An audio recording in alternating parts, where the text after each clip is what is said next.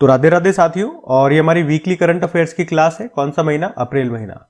और वीकली में हम थोड़े फिर से पीछे हो गए थे। मैंने आपको डेली करंट अफेयर्स वाली क्लास में वैसे बता दिया था कि मेरी कुछ पर्सनल पारिवारिक समस्याएं आप कह सकते हो, उस कारण से मुझे बिल्कुल समय नहीं मिल पा रहा था। मैं डेली करंट अफेयर्स की क्लास लेकर के आ रहा हूँ। मेरे लिए अभी वो बड़ी बात है। समस्याएं अभी सॉल्व नहीं हुई है, चल रही है, लेकिन वीकली बहुत पीछे हो गए थे। जैसे तैसे समय निकाल करके मैं इसको रिकॉर्ड कर रहा हूँ, बना रहा हूँ, और 2-3 दिन में बिल्कुल बराबर हम लेकर के आ जाएंगे। ये हमारे फर्स्ट वीक का सेकंड वाला पार्ट है। तो चलिए स्टार्ट करते हैं आज की क्लास बिना टाइम वेस्ट करे। तो अच्छा प्रश्न है ये, ध्यान से सुनना कि अभी बॉलीवुड एक्टर थे मनोज कुमार, उनका निधन हो गया। प्रश्न में पूछ रहे उन्हें किस वर्ष दादा साहब फाल्के पुरस्कार दिया गया था, तो इसका सही उत्तर हो जाएगा 2015 में। तो मनोज कुमार ये एक प्रसिद्ध भारतीय अभिनेता, निर्देशक और लेखक थे, और देशभक्तियों से संबंधित ये फिल्में बनाते थे, उसके लिए बड़े फेमस थे। इनका असली नाम था हरिकृष्ण गोस्वामी। इनका जन्म तो वर्तमान पाकिस्तान में हुआ था, और वो देशभक्ति से संबंधित जो इनकी जो फिल्में होती थी वो बड़ी फेमस हुआ करती थी, इसीलिए उनको भारत कुमार के नाम से भी जाना जाता था। वो प्रसिद्ध हुए थे। इनकी जो पहली फिल्म है वो आप ध्यान रख सकते हो, वो फैशन थी, 1957 में रिलीज हुई थी। और भी कई सारी फिल्में हैं जो उनके अपने नाम आपने जरूर सुने होंगे। शहीद हो गया, उपकार हो गया, ये लाल बहादुर शास्त्री जी का जो नारा है जय जवान जय किसान, उसी पर थी। पूर्व पश्चिम हो गया, कपड़ा रोटी कपड़ा मकान हो गया, ठीक है। बहुत सारी फेमस फिल्में थी इनकी। पद्मश्री, भारत का चौथा सर्वोच्च सम्मान, 1992 में इनको मिल चुका है। और 2015 में 47 नंबर का दादा साहब फाल्के पुरस्कार इनको मिला था। यही हमारा प्रश्न था, तो ये ध्यान रखना। अगला देखते हैं। फिर अगले में पूछ रहे भी किस देश ने परमाणु पनडुब्बी है पर्म, इसको लॉन्च किया है, तो आंसर हो जाएगा रशिया ने। तो अभी रशिया ने जो इसकी जिरकॉन हाइपरसोनिक क्रूज मिसाइल है उसी से लैस अपनी पहली परमाणु पनडुब्बी पर्म को लॉन्च किया है, और ये यासेन एम क्लास की पनडुब्बी है। और इन्होंने कहा कि अगले साल जो उनका प्रशांत बेड़ा है उसमें इसको शामिल कर दिया जाएगा। अच्छा, ये जो जिरकॉन हाइपरसोनिक क्रूज मिसाइल है ना, अगर बात करें इसकी स्पीड कितनी है, ये 9 मैक इसकी स्पीड है, लगभग 9900 किलोमीटर प्रति घंटे की इसकी स्पीड होती है। मैक मतलब होता है, देखो 1 मैक इसका मतलब हो गया साउंड ऑफ स्पीड। और अगर हम कहते हैं कि अगर किसी मिसाइल की या किसी भी ऑब्जेक्ट की स्पीड 1 मैक से कम है तो फिर उसे क्या कहेंगे? सबसोनिक। अगर 1 मैक से ज्यादा है और 5 मैक से कम है तो उसे कहेंगे सबसोनिक, और 5 मैक से ज्यादा है तो उसे कहेंगे हाइपरसोनिक। तो इसकी कितनी है? 5 मैक से ज्यादा है 9 मैक, इसलिए इसको क्या कह रहे हो आप? हाइपरसोनिक, ठीक है। इसकी रेंज की बात करें जिरकॉन वाली की, तो इसकी रेंज है 500 से लेके 1000 किलोमीटर। तो याद रखना ये परमाणु पनडुब्बी पर्म किसकी है? रशिया की है। अगला देखते हैं। फिर अगले में पूछ रहे भी किस राज्य सरकार ने मुख्यमंत्री महिला उद्यमिता अभियान शुरू किया है, तो आंसर हो जाएगा इसका असम ने शुरू किया है। तो योजना का नाम क्या है? मुख्यमंत्री महिला उद्यमिता अभियान। इसको अभी 1 अप्रैल 2025 को लॉन्च किया गया। किसने लॉन्च किया? असम के जो मुख्यमंत्री हेमंत बिस्वा शर्मा ने। और कहां पे लॉन्च किया? असम के बेहाली में। इसमें मुख्य रूप से अगर बात करें टोटल 1 लाख रुपए की सहायता राशि दी जाएगी, टुकड़ों में दी जाएगी, है ना। जैसे पहले साल 10,000 दे दिए, फिर दूसरे साल 25,000 दे दिए, तीसरे साल बचे हुए 50,000 दे दिए। और महिलाओं को मिलेंगे ये पैसे। वो महिलाएं कहां पे इन पैसों का इस्तेमाल कर सकती है? सूक्ष्म व्यवसायों में इस्तेमाल कर सकती है, कृषि और पशुधन में वो निवेश कर सकती है। तो उनको आगे बढ़ाने के लिए, एंटरप्रेन्योर बनाने के लिए इस योजना को शुरू किया गया असम के द्वारा, याद रखना। अगला देखते हैं। फिर अगले में पूछ रहे अभी अंतरराष्ट्रीय आपराधिक न्यायालय इंटरनेशनल क्रिमिनल कोर्ट से बाहर होने वाला अभी पहला यूरोपीय देश कौन सा बन गया है, तो इसका सही उत्तर हो जाएगा हंगरी से बाहर हो गया है। तो हंगरी के प्रधानमंत्री कौन है? विक्टर ऑर्बेन। और अभी उन्होंने ये घोषणा की थी कि हम इंटरनेशनल क्रिमिनल कोर्ट से बाहर हो रहे हैं। और इस तरह से ये इंपॉर्टेंट प्रश्न बन जाता है क्योंकि हंगरी इंटरनेशनल क्रिमिनल कोर्ट से बाहर होने वाला पहला यूरोपीय देश बन गया है। और इसका कारण मैंने आपको डिटेल में समझाया था, ये वाला प्रश्न डेली करंट अफेयर्स वाली क्लास में, कि इसका पीछे का कारण क्या है। एक्चुअली में भी इजराइल के जो प्रधानमंत्री बेंजामिन नेतन्याहू वो हंगरी की यात्रा पर गए हुए थे। और आपको याद हो तो इंटरनेशनल क्रिमिनल कोर्ट ने कहा था कि जो बेंजामिन नेतन्याहू है उसको गिरफ्तार करना है, ऑर्डर जारी किया था उसके खिलाफ, उनके खिलाफ गिरफ्तारी वारंट जारी किया था। और अगर ये इंटरनेशनल क्रिमिनल कोर्ट के जो भी सदस्य देश हैं उन देशों में जाते हैं तो वो देश इन्हें गिरफ्तार करने के लिए बाध्य होंगे क्योंकि वो इसके सदस्य हैं। तो अब ये गए हंगरी, हंगरी इसका सदस्य है, तो उसके ऊपर दबाव है कि उन्हें, मतलब हंगरी को बेंजामिन नेतन्याहू को गिरफ्तार करना होगा। तो हंगरी ने कहा कि छोड़ो यार, ये कहाँ की टेंशन, हम तुमसे ही बाहर हो रहे हैं, न रहेगा बांस न बजेगी बांसुरी। हम तुम्हारी सदस्यता मतलब तुम्हारे जो हम सदस्य थे अब नहीं है, अब हमारे ऊपर ऐसा कोई बाध्य नहीं है, ऐसा कोई फोर्स नहीं है कि हम उसको गिरफ्तार कर रहे हैं क्योंकि हम अब तुम्हारे मेंबर नहीं है। ठीक है, तो इतनी सी बात है, ध्यान में रखना, ये इससे बाहर हो गया, बस ये बात ध्यान रखो आप। इंटरनेशनल क्रिमिनल कोर्ट की भी बात कर ले तो इसका हेडक्वार्टर जरूर याद रखना, द हैग नीदरलैंड में है। इसकी स्थापना होती है सन 2002 में। और अब इसके सदस्य देश कितने रह गए हैं, ये बाहर हो गया तो 124 रह गए हैं। हंगरी न्यूज में है, तो मैप में मैं आपको एक बार दिखा दूं, कंट्री न्यूज है, ये मैप में आपको दिख जाएगा। हंगरी कैपिटल बुडापेस्ट होती है, करेंसी है हंगेरियन फॉरेंट, प्रधानमंत्री विक्टर ऑर्बन। ठीक है, अगला देखते हैं। फिर अगले में पूछ रहे कि अभी 47वें नंबर की जो junior girls national handball championship 2025 हुई थी उसमें किस टीम ने खिताब जीता है?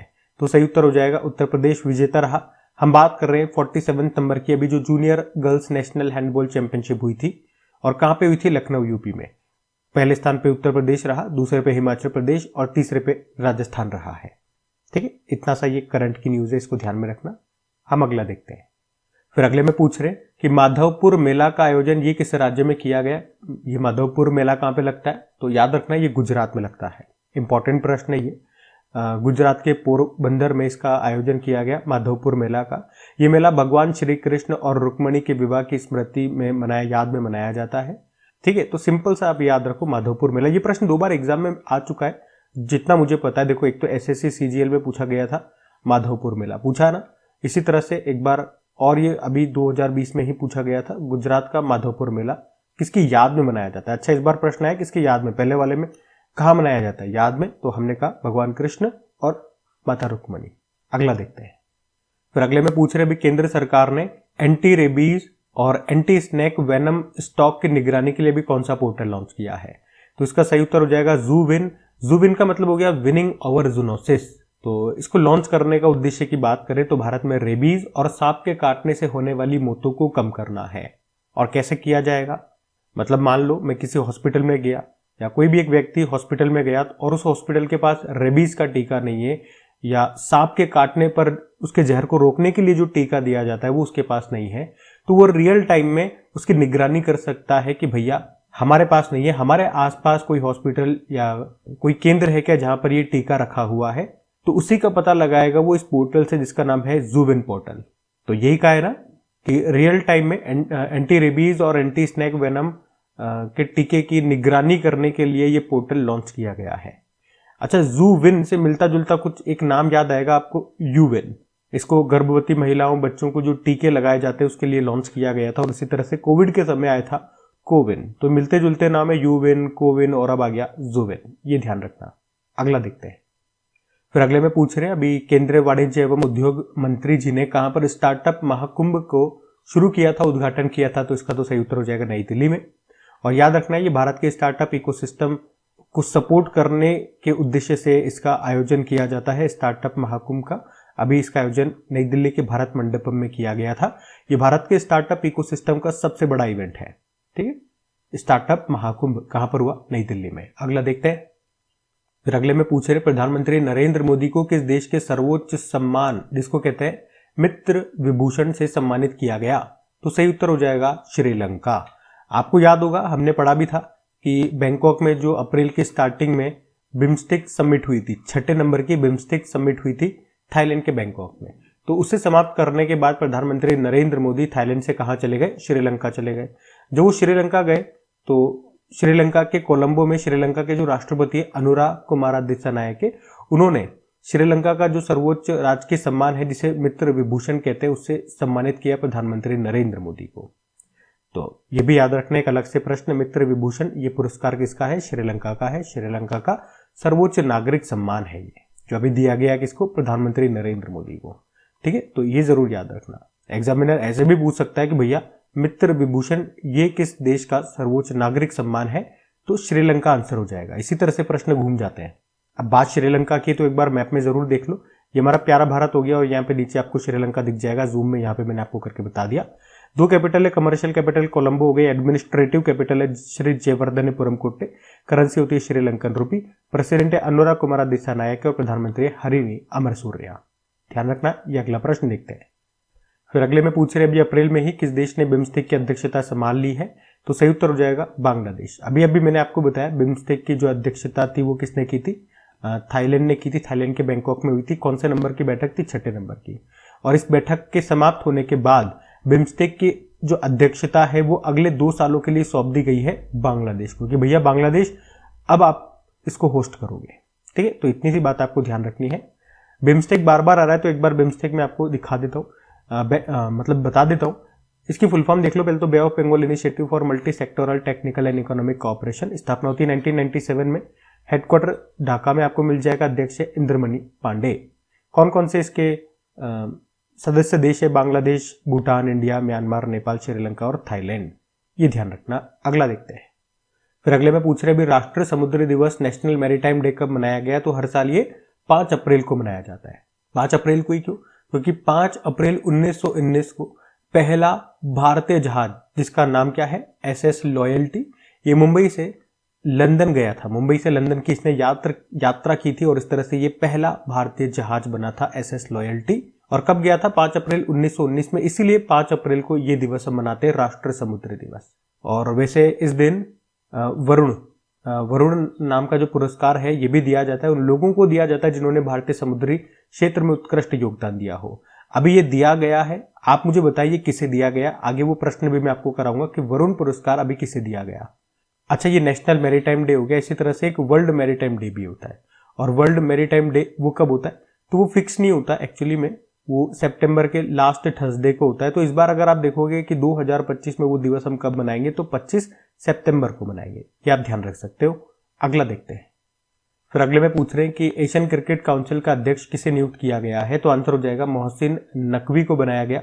और मोहसिन नकवी कौन है, पहले भी मैं आपको बता चुका हूं, पाकिस्तान क्रिकेट बोर्ड के अध्यक्ष है। और अभी इन्हीं को एशियन क्रिकेट काउंसिल का नया अध्यक्ष नियुक्त किया गया है। और इन्होंने किनका स्थान लिया, शम्मी सिल्वा का स्थान लिया है, जो कि श्रीलंका क्रिकेट बोर्ड के अध्यक्ष है। अभी दिसंबर में ये इस पद पर आए थे, लेकिन 2-3 महीने काम करने के बाद वो रिटायर्ड हो गए, मतलब उनका कार्यकाल समाप्त हो गया। तो अब नए बन गए हैं कौन, मोहसिन नकवी, आपको नाम याद रखना है। और एशियन क्रिकेट काउंसिल की बात करें, स्थापना होती है 1983 में। हेडक्वार्टर आपको कोलंबो श्रीलंका में मिलेगा। अगला देखते हैं। फिर अगले में देखो कि किस राज्य ने अभी सन्ना बीएम योजना को शुरू किया है, तो इसको शुरू किया है तेलंगाना ने। तेलंगाना सरकार ने सन्ना बीएम नाम से एक योजना शुरू की है, जिसका उद्देश्य क्या है, गरीब नागरिकों को मुफ्त में हाई क्वालिटी वाले चावल उपलब्ध कराना। ये जो हाई क्वालिटी वाला जो राइस है, फाइन राइस, इसे तेलुगु में सन्ना बीएम कहा जाता है। तो सन्ना बीएम ये फाइन राइस यानी कि हाई क्वालिटी वाला चावल होता है। तो राज्य के जो भी पात्र राशन कार्ड धारक है उन हर व्यक्ति को हर महीने 6 किलो ये सुपर फाइन राइस मुफ्त में दिया जाएगा। ठीक है, तो सन्ना बीएम ये किसने शुरू की है, तेलंगाना ने शुरू किया है। फिर अगले में पूछ रहे भी केंद्र सरकार ने आयुष्मान भारत प्रधानमंत्री जन आरोग्य योजना में शामिल होने वाला 35वां राज्य और केंद्र शासित प्रदेश कौन सा बन गया, तो आंसर हो जाएगा दिल्ली। तो अभी दिल्ली में आपको पता है बीजेपी की सरकार है, मुख्यमंत्री कौन है, रेखा गुप्ता है। तो जब बीजेपी की सरकार है तो बीजेपी की सारी योजनाएं तो ऑब्वियसली बातें वहां पे लागू होगी। तो अभी दिल्ली ये आयुष्मान भारत प्रधानमंत्री जन आरोग्य योजना में शामिल होने वाला 35वां राज्य और केंद्र शासित प्रदेश बन गया, क्योंकि अभी तक यहाँ पे आम आदमी पार्टी थी, अरविंद केजरीवाल की पार्टी, तो वो इसे लागू नहीं होने दे रही थी। तो अब बीजेपी के आते ही उन्होंने इसको लागू कर दिया है और इस तरह से हमने कहा ये 35वां राज्य और केंद्र शासित प्रदेश बन गया है। तो इसके अलावा अब पूरे देश में देखोगे तो केवल पश्चिम बंगाल ही एक ऐसा राज्य बना है जहां पे ये योजना लागू नहीं है, या ये राज्य इस योजना में शामिल नहीं है, आप कह सकते हो। आयुष्मान भारत प्रधानमंत्री जन आरोग्य योजना की बात कर ले, ये दुनिया की सबसे बड़ी चिकित्सा बीमा योजना है। इसको कब शुरू किया गया था, ये प्रश्न आता है एग्जाम में। 23 सितंबर 2018 में प्रधानमंत्री नरेंद्र मोदी जी ने, कहां से, रांची झारखंड से लॉन्च किया था। ये एक कैशलेस चिकित्सा बीमा योजना है। हर परिवार को हर साल 5 लाख रुपए का इसमें बीमा दिया जाता है। ये प्रश्न करंट अफेयर्स का है कि 2024 में सरकार ने इस योजना के तहत 70 वर्ष और उससे अधिक आयु के वरिष्ठ नागरिकों को शामिल किया है। ठीक है, ये ध्यान रखना। अगला देखते हैं। फिर अगले में पूछ रहे हैं कि अभी अंकटाड ने जो फ्रंटियर टेक्नोलॉजी यहाँ पे अगर रेडीनेस इंडेक्स 2024, इसमें भारत कौन से स्थान पर है, तो भारत 36वें स्थान पर है। तो इंडेक्स का नाम क्या है, फ्रंटियर टेक्नोलॉजी रेडीनेस इंडेक्स 2024। इसको जारी किया अंकटाड ने। अंकटाड की फुल फॉर्म होती है यूनाइटेड नेशन ट्रेड डेवलपमेंट। और इसमें 2024 का ये डेटा है, तो भारत की रैंक इसमें 36 है, टोटल 170 देशों में से। लास्ट टाइम जब ये इंडेक्स आया था 2022 में, उस समय भारत की जो इसमें रैंक थी वो 48 थी, तो इस बार इंप्रूवमेंट ही देखा गया है। अच्छा, भारत 36 पे है, तो टॉप पर कौन है? टॉप पर है अमेरिका। तो ये इंडेक्स बताता क्या एक्चुअली में, कि कोई देश टेक्नोलॉजी को अपनाने में कितना रेडी है और एआई, आर्टिफिशियल इंटेलिजेंस इंफ्रास्ट्रक्चर को बढ़ावा देने के लिए कितना काम कर रहा है, उसी के हिसाब से ये रैंकिंग दी जाती है। अंकटाड की बात कर ले, इस सीरीज को जारी किया, स्थापना होती 1964 में, हेडक्वार्टर है जेनेवा स्विट्जरलैंड में, सेक्रेटरी जनरल है रेबेका ग्रिंसपान। अगला देखते हैं। फिर अगले में पूछ रहे, कृषि समृद्धि उत्सव है रंगोली बिहू, इसका आयोजन कहां पे किया जाता है? तो सिर्फ बिहू भी याद रखोगे ना तो भी आपका काम चल जाएगा। ये कहां पे मनाया जाता है? असम में मनाया जाता है। लेकिन फिर भी एक बार मैं आपको बता दूं, ये जो रोंगाली, रंगोली नहीं है, सॉरी, रोंगाली रीड करना है, मैंने रंगोली बोल दिया क्या इसको, है ना? रोंगाली है, रोंगाली बिहू, या इसे बोहाग बिहू भी कहते हैं। ये असम में मनाया जाने वाला एक प्रमुख त्योहार है जो असमिया नववर्ष और वसंत के आगमन का प्रतीक होता है। और इस रोंगाली शब्द को रोंग से लिया गया है, जिसका मतलब होता है खुशी और उत्सव। देखो, बिहू फेस्टिवल तो आपको पता है असम में मनाया जाता है, लेकिन साल में ये 3 बार अलग अलग तरीके से मनाया जाता है। एक बार जनवरी महीने में संक्रांत के आसपास इसको मनाते हैं माघ बिहू के नाम से। अभी बैसाख का महीना अप्रैल में हमने इसे बोहाग बिहू या रोंगाली बिहू के नाम से बनाया। और जब अक्टूबर नवंबर का महीना होता है, तब इसे, जब फसल की कटाई की जाती है, उस समय से कटी बिहू के नाम से मनाया जाता है। ठीक है, तो ये तीनों से भी आपसे प्रश्न पूछ सकते हैं, ध्यान में रखना। अगला प्रश्न देखते हैं। फिर अगले में पूछ रहे हैं कि वित्त वर्ष 2025 में कार्गो हैंडलिंग के मामले में कौन सा बंदरगाह टॉप पर रहा? तो आंसर होगा पारादीप पोर्ट। पारादीप पोर्ट ये आपको कहां पर मिलेगा? तो ये उड़ीसा में मिलेगा। तो कार्गो हैंडलिंग से मतलब हो गया कि जहाज पे जो लोडिंग अनलोडिंग करना होता है, सामान को उतारना होता है, चढ़ाना होता है, उसे स्टोर करना होता है, तो इन सब के मामले में ये जो पारादीप पोर्ट है ये नंबर 1 है। सबसे ज्यादा यहाँ पे कार्गो हैंडलिंग की गई है, ये मतलब हो गया। पिछले साल भी ये पहले स्थान पर ही था। अभी दूसरे स्थान पे ये दीनदयाल पोर्ट है जो आपको मिलेगा गुजरात में, और इससे पहले कांडला पोर्ट के नाम से भी जानते थे, ये भी ध्यान रखना। अगला देखते हैं।